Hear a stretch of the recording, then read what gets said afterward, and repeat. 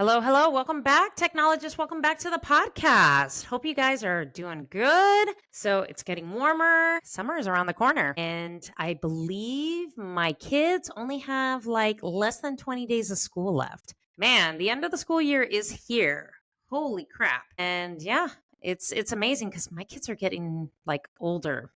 And I have one of my daughters is going to be a senior next year in high school. So she will be graduating. So lucky mom I am, but I'm super proud of her. So very, very exciting as far as that. So I'm looking forward to all the summer stuff. So yeah, I'm getting myself summer ready. So little housekeeping. If you have listened to my previous episode, I have talked about the awesome coaching programs that I do offer. So make sure you guys check that out. So I have a couple of coaching programs. One is for brand new CT technologists who are new and are transitioning from x-ray to CT, or even technologists that are like nuclear medicine technologists need to know the CT part. Any students that are taking like CT programs, this applies to all of you. Anybody that needs to know the ins and outs of CT, this program is for you. So you get 6 months of coaching in my container. I give you a structured where I do not give you a bunch of bland courses and a bunch of self-paced stuff. No, we teach this live, I said.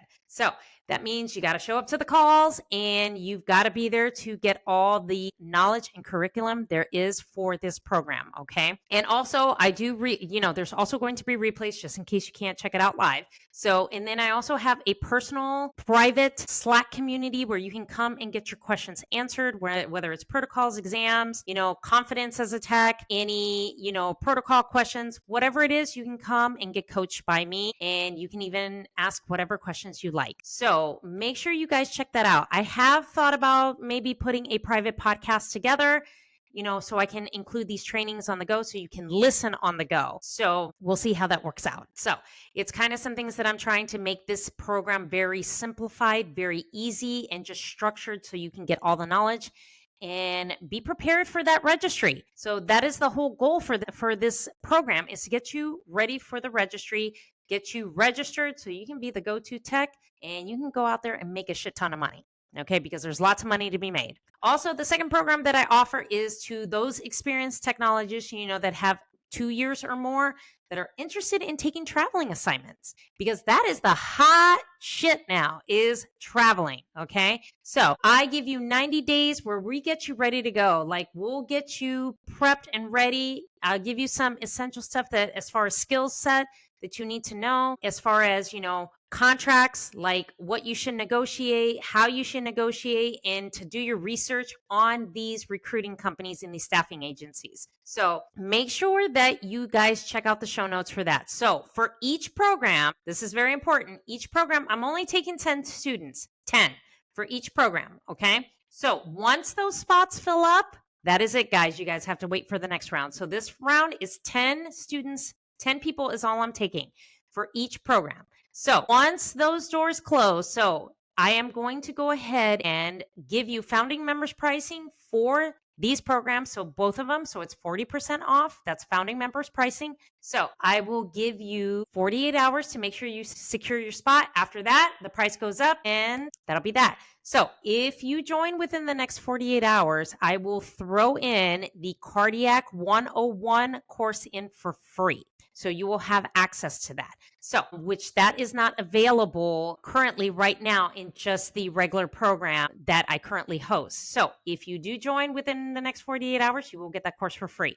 But if you don't join in the next 48 hours, you'll lose that bonus and you lose the founding members pricing. So get your asses in there and sign up for the program. So second thing is if you're looking for ways to improve your physical and your mental health through fitness, my boyfriend is an awesome online fitness coach. He is taking 10 clients at the moment. So there is a form in the show notes that you can sign up and get on a consult call with him. He will structure your program exactly how to get the best results, and you will start to see results in 90 days. So I can personally attest to this, not only because he is my boyfriend, but I personally work out with him and I have better form and better physique than I did 20 years ago. So make sure you check out the show notes, come sign up with him, come work with him. He is fairly priced and reasonable, so check him out, okay? Now, let's get into today's episode because I'm super excited to talk about this episode.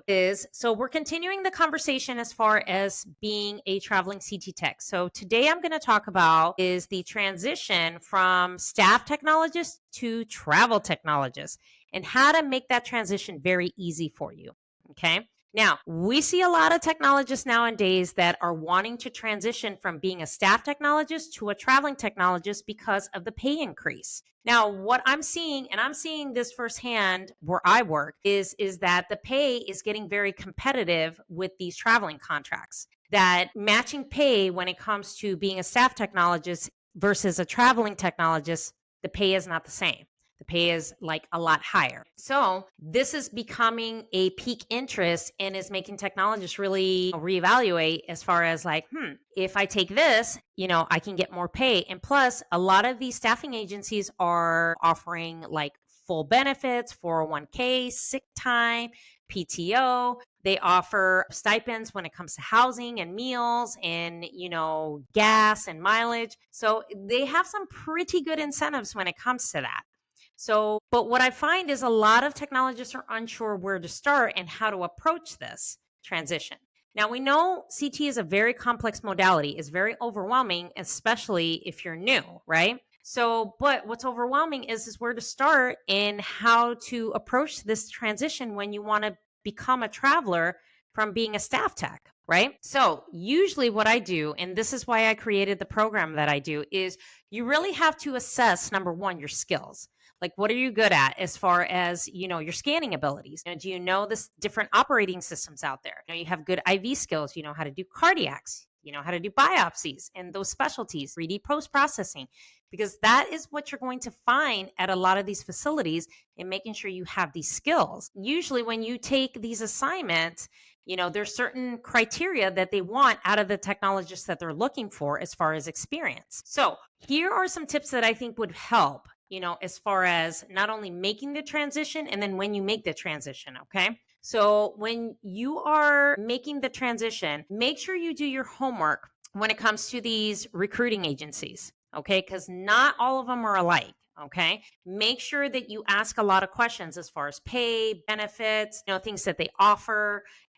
Usually the contracts are 13 weeks. Is it a different state? Is it local? All the questions that you need to ask. And then, you can do, some back and forth as far as pay. So you can say, oh, well, I'm a staff technologist. This is what I get paid. Like, how are they going to, give you a bump up in pay, or how much more pay are you going to get? Right. So depending on the level of experience and the clinical skills that you have is going to be a factor in that negotiation process. Also, the second thing that I can tell you is that if you take something out of state, I think ideally contracts that are out of state, usually when you have a family, it's very, very difficult to really take travel assignments, especially if you have a family and you have young kids. Now, what I do see is I do see a lot of technologists who are maybe their kids are grown and they're adults and they start to utilize that traveling option,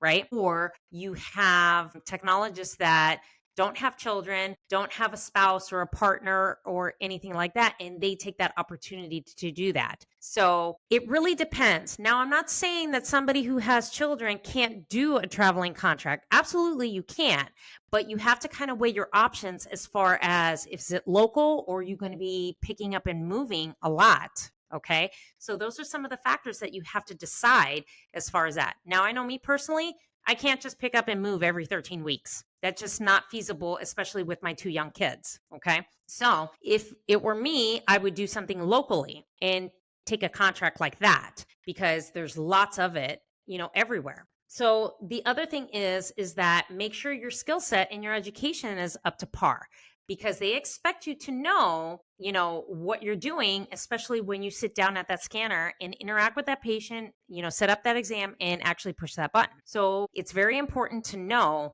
that as far as your skill set. Departments do have some kind of, training, assessment or like a checklist, especially if they're having a new contractor, a new employee that's coming onto the floor. So I know I have an 8-week checklist that is linked in the show notes, as far as, it's a guide for techs to follow on what they need to know in like 8 weeks. Now, for a traveling tech, usually what they want you to know is if you know the protocols, policy and procedures, the systems, where to find supplies, contrast, syringes, if you have to go get your patients in the ER, if there's certain codes, and just how to operate the scanner that you are in front of, and how to operate the power injector, just so you get familiar on, how they scan things, how much contrast they inject, and knowing all the protocols in the protocol book, that you're going to familiarize yourself with. I'm not saying you need to know all of them, but just some of the common stuff, and where to find something if you have a question. So a lot of the things that I always tell travelers is make sure you take notes, because what you do at one facility, you may not do at the next, or something you might not do at one facility, you might do at the next facility. So make sure you review protocol books and take lots of notes, okay? And ask lots of questions when you're unsure of something.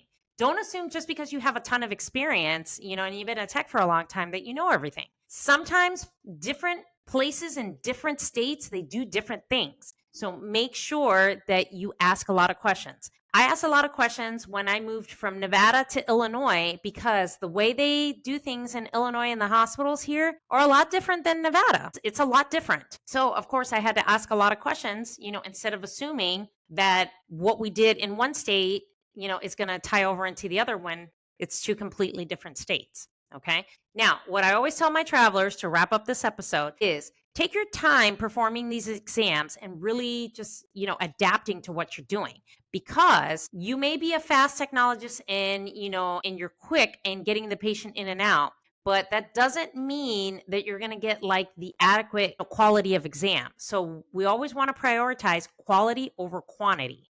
Okay. So make sure you take your time so that you're doing things properly, so you don't have to repeat something, or the patient has to come back for like a repeat exam, or an exam that you missed, or things like that. So make sure you take your time to perform those exams, and make sure you learn the workflow of how they do things at the facility that you're at, and you're taking that contract where you're going to be there for 13 weeks. So those are just some of my tips, when you want to transition. And transitioning is not a hard thing, guys. It's very easy to do. Okay. You just have to make sure that you have the right steps, and do your homework and research and ask questions when you want to sign on to whichever recruiting agency that you pick.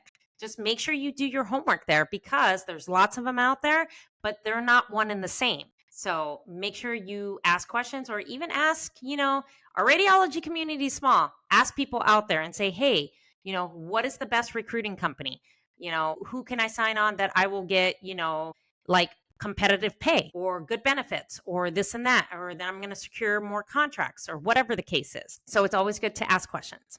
Okay. So that is today's episode. Okay. So I hope that all this information was insightful. If you know somebody that could use this information, make sure you share the podcast episode. Make sure you subscribe, have them subscribe, and listen in on all this information. So also, coaching programs, if you're interested, links in the show notes. So come join, because you only got a very limited time to get founding members price. If you're interested in getting your physical and mental health in check with some online personal fitness coaching, make sure you sign up. My boyfriend's an excellent coach. So there's a link in the show notes where you can fill out a form and come get trained by him and be in the best physical shape in the next 90 days. All right. Make sure you subscribe to the YouTube channel. Going to be doing Tech Tip Fridays every other Friday. Good information where I will be answering your questions and giving you some information live every other Friday. So make sure you follow me on TikTok and Instagram. So I post some really good educational stuff. So make sure you give me a follow there. Or if you have any questions, send me an email. So thank you so much for joining me in this episode. I will chat with you guys in the next episode.